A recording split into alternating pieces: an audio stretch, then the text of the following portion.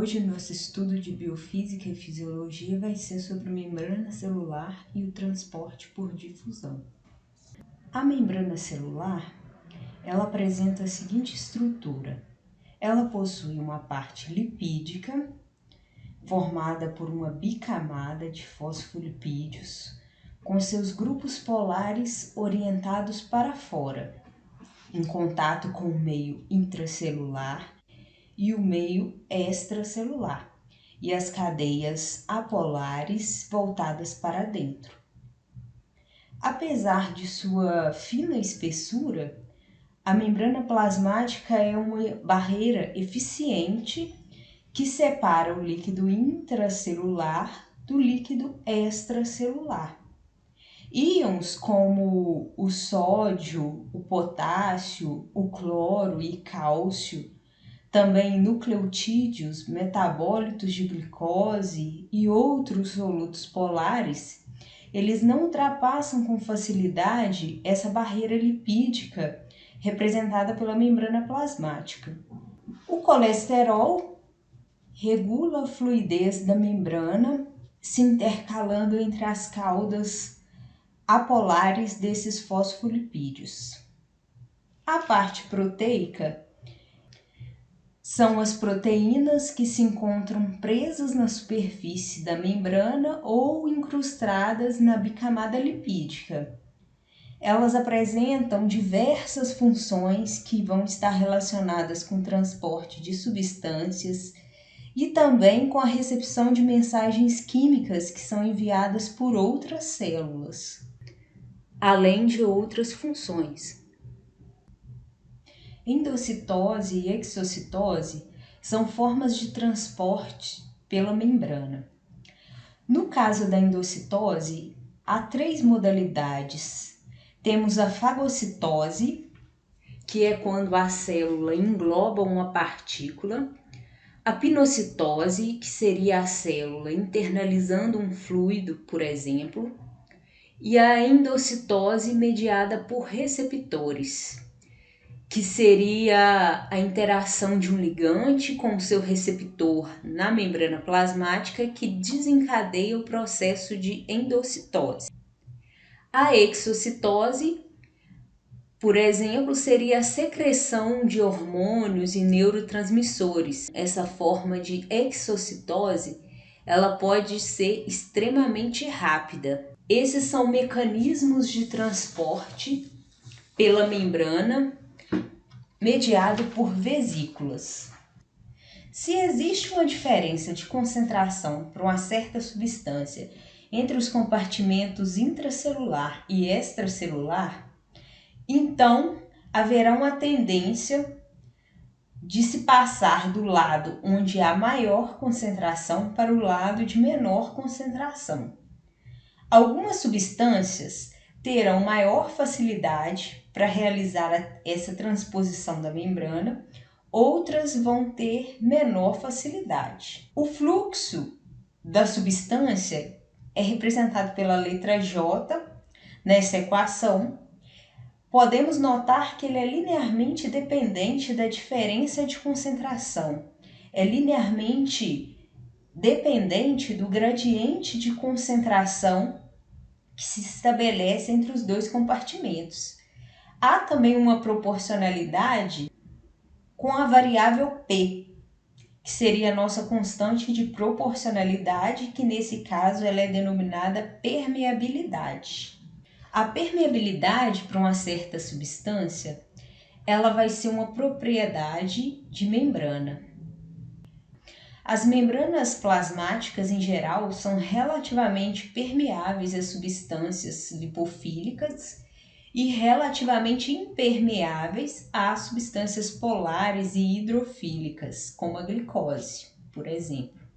Para substâncias polares, especialmente íons, as membranas plasmáticas são praticamente impermeáveis, a não ser que haja uma proteína de transporte específica nessa membrana para mediar o transporte desses íons. Pela lei de Fick, o fluxo através da membrana é dado pelo gradiente de concentração e o coeficiente de difusão D, conforme representado na equação.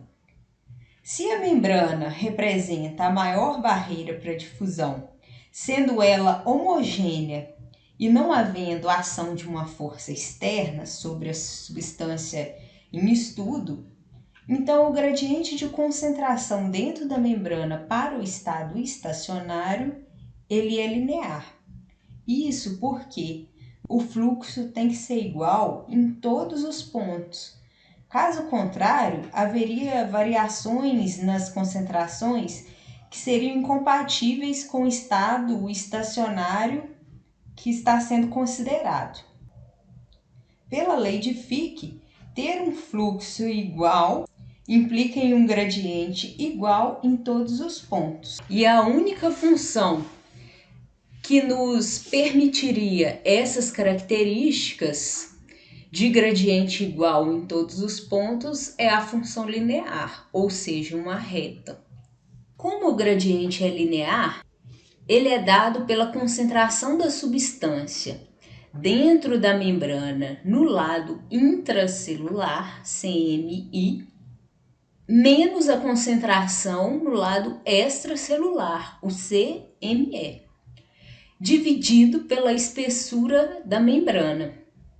Então, ΔC, ΔX é igual a CMI menos CME dividido por D. Vamos agora entender o coeficiente de partição. Medir a concentração de uma substância dentro da membrana não é fácil. Geralmente, nós vamos ter informação sobre a concentração no líquido intracelular, teremos também informação da concentração no líquido extracelular.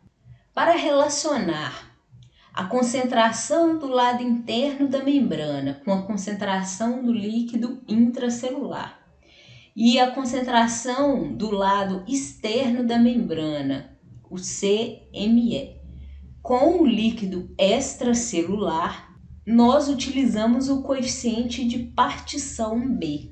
O coeficiente de partição é uma medida da lipofilicidade de uma substância, ou seja, ele mede o quanto uma substância prefere estar em um ambiente lipofílico em comparação com um ambiente aquoso.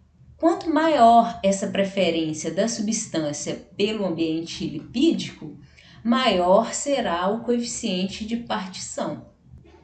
O coeficiente de partição é essa medida dessa tendência de uma substância sair de uma fase aquosa e se acumular na fase lipídica.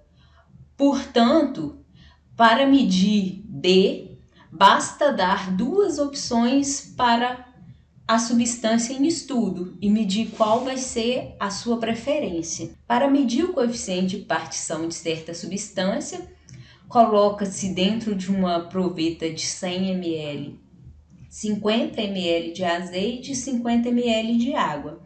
Adiciona-se uma pequena quantidade da substância que se deseja medir o coeficiente de partição, de preferência com essa substância marcada com um radioisótopo.